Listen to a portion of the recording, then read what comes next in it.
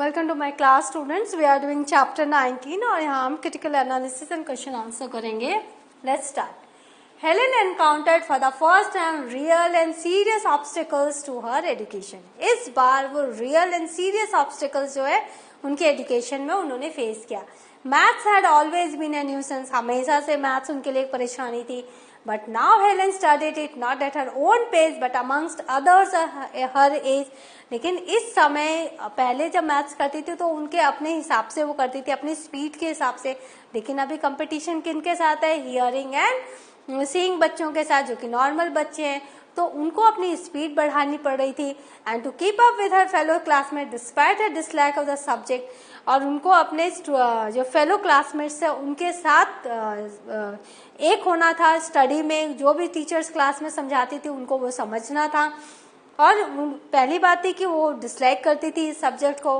And the unique challenges he faced, और उसके बाद जो यूनिक चैलेंज थी उनकी वो देख नहीं पाती थी, सुन नहीं पाती थी इन बैटरिंग हर मैथ स्किल। तो इस तरह से अपने मैथ स्किल को वो पॉलिश करने में बहुत ही स्लो हो रही थी। तो उनकी जो चैलेंजेस थी वो देख नहीं पाती थी, सुन नहीं पाती थी। तो इसके लिए भी उन्होंने मैथ स्किल को पॉलिश करने में उन्होंने डिफिकल्टीज फेस की। She often found herself getting discouraged or doubting herself. तो हर समय वो अपने आप को डिस्करेज पाती थी, उत्साहित नहीं हो पाती थी, हतोत्साहित होती थी और अपने आप को ही डाउट करती थी, पता नहीं मैं कर पाऊंगी कि नहीं। As Helen slowly acquired the tools she needed and settled into the routine and rhythm of her studies alongside Miss Sullivan, she found a renewed sense of joy. तो जैसे ही उनको सारे वो टूल्स मिले जो कि उनको चाहिए थे, अपार्टस जो चाहिए थे, इंस्ट्रूमेंट जो चाहिए थे उनको लर्निंग के लिए, और जैसे ही वो अपने रूटीन में सेटल्ड हो गई, उनको एक ब्रेल राइटर भी मिल गए, तो उनका जो रिदम था स्टडी के साथ, जो पढ़ाई के साथ उनका जो रिदम था वो ठीक होने लग गया। और मिस सलीवन हमेशा उनके साथ रहती थी और इस तरह से एक रिन्यूड सेंस ऑफ डिटर्मिनेशन आ गया। उनकी जो एक दृढ़ एक निश्चय था उसमें एक ऐसा लगा कि वो फिर से उसमें जान आ गई। And resolve to preserve in the perceiver in the face of difficulty, और उसने फिर से उनको क्या बोला कि नहीं, तुम सारी डिफिकल्टीज को झेल लोगी और तुम इससे आगे जा पाओगी। तो वो जो नया जोश उनमें फिर से आ गया। Despite Helen resolved to work hard and keep up despite obstacles, many of those around her still doubted her.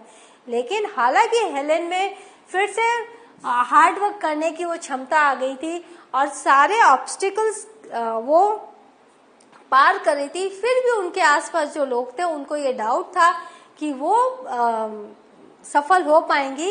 And attempted to discourage her from working as hard, और बार बार उसको डिस्करेज कर रहे थे कि तुम इतनी मेहनत नहीं कर पाओगी। As she needed to work in order to succeed, और वो जो मेहनत वो करना चाह रही थी उस मेहनत को करने से वो रोक रहे थे।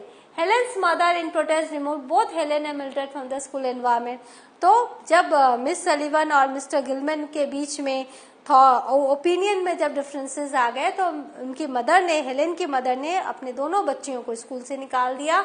Not wanting her children to be underestimated, क्योंकि वो नहीं चाहती थी कि हेलेन और मिल्ड्रेड को अंडर एस्टिमेट किया जाए, कमतर समझा जाए। Helen found herself relieved to be away from the intellectual and emotional confine. और हेलेन जब वहां से निकली तो उसने अपने आप को काफी रिलीफ पाया, काफी रिलीव्ड पाया, काफी उसने संतोष की सांस ली कि वो जो इंटेलेक्चुअल और इमोशनल जो कन्फाइंस था, वहां पर जो इतनी ज्यादा रेस लगी हुई थी सब कुछ सीखने की, उनसे उनको छुटकारा मिल गया। और जो ट्रेडिशनल एजुकेशन का जो वहाँ पर एक प्रोग्राम चलता था, हर टीचर्स बोर्ड में लिख रही हैं, उनको नोट्स लिखो और उनको याद करके एग्जाम में दो, इन सब से उनको छुटकारा मिल गया। But remain determined to continue her education by working with her tutor. लेकिन जब वो वहाँ से निकल गई फिर भी उन्होंने अपने एजुकेशन को जारी रखा।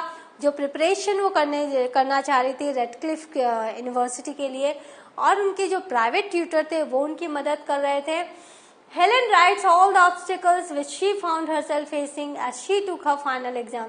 फिर हेलेन ने लिखा वो सारे ऑब्स्टिकल्स जो उन्होंने फेस किए जब वो फाइनल एग्जाम देने गई थी। And then recounts how she toppled each one of them, और फिर उन्होंने लिखा कैसे हर एक डिफिकल्टीज को उन्होंने पार किया।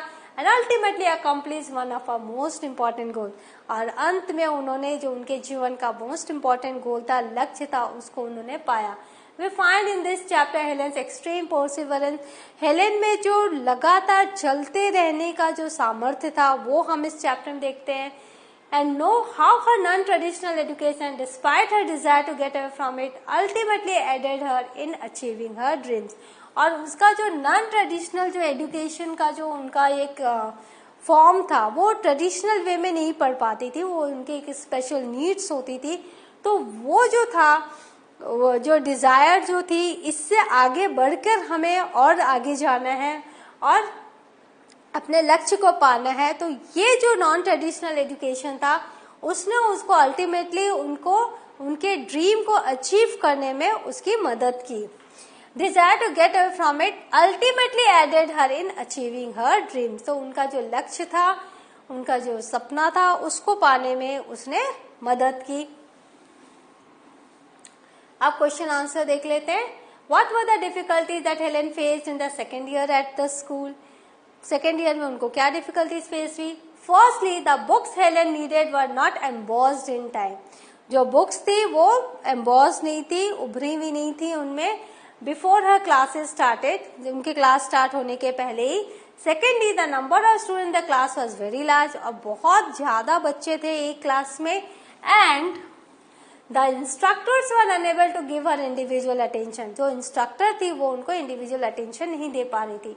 Moreover she found algebra and geometry difficult to follow, और अलजेब्रा और ज्योमेट्री उनके लिए बहुत डिफिकल्ट हो रहा था फॉलो करना। And problems in physics difficult to solve, और जो फिजिक्स के प्रॉब्लम्स है वो भी बहुत डिफिकल्ट हो रहे थे सॉल्व करने के लिए। Till they brought in a Braille writer, जब तक कि ब्रेल राइटर उनको लिख नहीं दिया, वो ब्रेल राइटर ने उनको लिखा नहीं, तब तक काफी उनको परेशानी झेलनी पड़ी। Question 2, how did Helen deal with these problems. Helen ने कैसे प्रॉब्लम्स से डील की।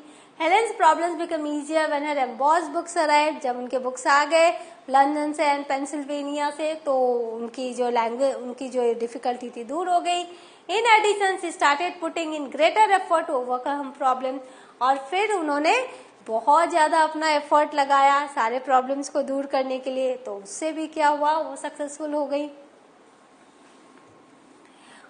I was beginning to overcome these difficulties when an event occurred which changed everything. What event is Helen referring to? तो कौन सा ऐसा event था जिसमें सब कुछ चेंज हो गया। Helen is referring to Mr. Gilman's opinion that Helen was being forced to study too hard and that she should remain in this school for 3 more years. तो क्या हुआ कि मिस्टर गिलमैन ने देखा कि इस बच्ची पर जो बोल नहीं पा रही है, जो सुन नहीं पाती है, देख नहीं पाती, उन पर जरूरत से ज्यादा प्रेशर दिया जा रहा है, जरूरत से ज्यादा वो मेहनत कर रही हैं। तो उन्होंने क्या किया, फोर्स किया उसको। उनको ऐसा लगा कि हेलेन को फोर्स किया जा रहा है ज्यादा मेहनत करने के लिए। तो उन्होंने कहा कि हेलेन को अपने स्कूल में और 3 साल रहना पड़ेगा। However, Helen herself was keen to pass with the other girls in her batch.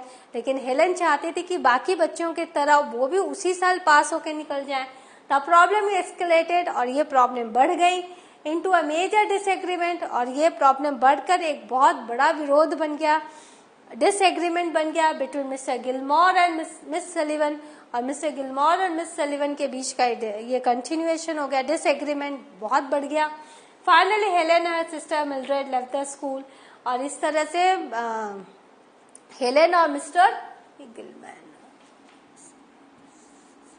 This is Gillman, और फाइनली हेलेन और मिल्ड्रेड को स्कूल से निकाल दिया गया and started tuition under private tutor mister Keith from Cambridge. और private tutor उनके लिए रखा गया जो मिस्टर कीथ थे, कैम्ब्रिज के ही। How did Helen learn algebra and geometry. Mister Keith taught Helen algebra and geometry twice a week. सप्ताह में 2 दिन आके उनको पढ़ाते थे, along with Greek and Latin. He was very patient and took a lot of pains to teach her. वो बहुत ज्यादा पेशेंट था, उनमें धैर्य था, और वो काफी मेहनत से पढ़ाया करते थे। He repeated his lessons till Helen was able to understand the concept. और वो तब तक अपने लेसन्स को रिपीट करते थे जब तक हेलेन उसको समझ ना पाए। Why were Helen and Mr. Keith distressed before the algebra exam? तो हेलेन और मिस्टर कीथ को क्यों परेशानी हुई अलजेब्रा एग्जाम के पहले। Helen use Braille to write her exam, obviously क्योंकि वो देख नहीं पाती थी। But there were different version of Braille, लेकिन ब्रेल के भी डिफरेंट वर्जन थे. She was comfortable with English Braille, उनको तो इंग्लिश ब्रेल में बहुत कंफर्टेबल थी क्योंकि वो उनको आता था. Whereas the papers that were sent to her for practice were in American braille, लेकिन जो पेपर्स उनको भेजे गए थे वो अमेरिकन ब्रेल में थे. Which she realized 2 days before her exam, और ये उनको एग्जाम के 2 दिन पहले पता चला. Even though she tried hard to understand the symbols used in the version, she found it very confusing. हालांकि उन्होंने कोशिश की सारे सिंबल्स को समझने की, लेकिन वो बहुत कंफ्यूजिंग थे. Moreover, she could not see what she was typing, और उसके बाद और एक प्रॉब्लम थी, वो तो देख नहीं पाती थी वो क्या टाइप कर रही है. Which made solving algebra sums very hard, और इससे क्या हुआ, अलजेब्रा के सम्स जो सॉल्व कर रही थी बहुत हार्ड होने लगे उनको समझने में. She was used to solving the sums in her mind and she found it hard to write in the exam paper. उनको क्या आदत थी, वो अपने माइंड में सॉल्व करती थी और बोल देती थी, लेकिन यहाँ तो लिखना पड़ रहा था और ये एक बहुत बड़ी प्रॉब्लम हो गई थी. So what have you learned, हमने देखा सेकेंड ईयर कॉलेज स्कूल कैसा रहा इनका, और in the next class we will do next chapter of Helen's life. Till then read the chapter and go through the summary and question answer so that you can write a long answer of this particular book. Thank you.